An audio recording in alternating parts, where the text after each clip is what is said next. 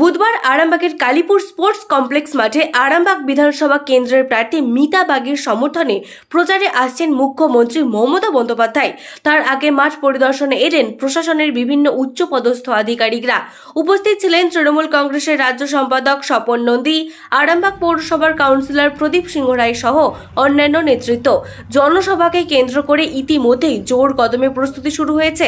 বড় আকারে জনসমাগমের লক্ষ্য রেখে মাঠের পরিকাঠামো, নিরাপত্তা ব্যবস্থা ও অন্যান্য প্রয়োজনীয় বিষয় খতিয়ে দেখা হয়।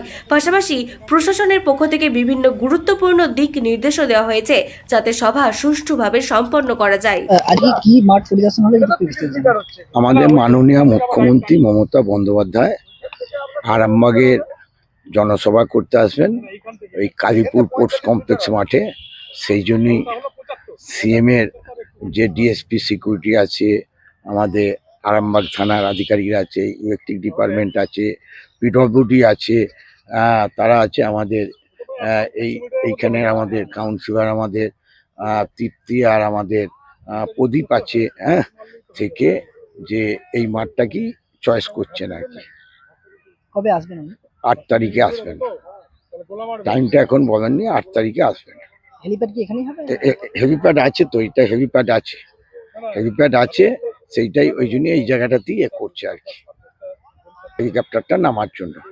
তাই মাননীয় মুখ্যমন্ত্রী যে আরামবাগে আসবে, আমরা আরামবাগের মানুষ আমরা সকলে উন্মুখ হয়ে আছি কখন দিদি আমাদের আরামবাগের মাটিতে উনি গান করবেন।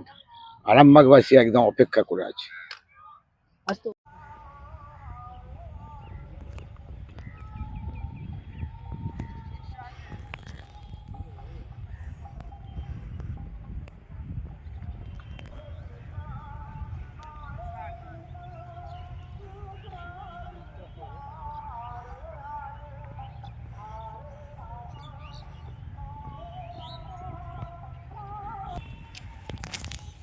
অন্য কোথায়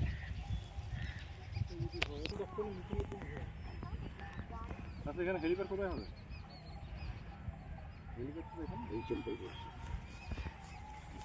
এই জায়গাটা থেকে সেই সময় তো 3টে হয়েছিল।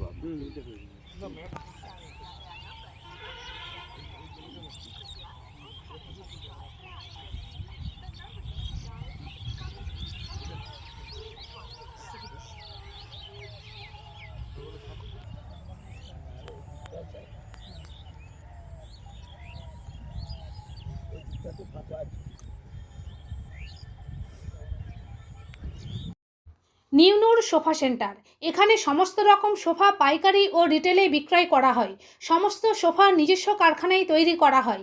প্রোপাইটার হানিফ হোসেন খাঁ ও রুহুল হোসেন খাঁ, বড়ডোঙ্গল হাটতলা সিনেমা হলের সন্নিকটে, হুগলি। যোগাযোগ 7797170093 এবং 9382003105।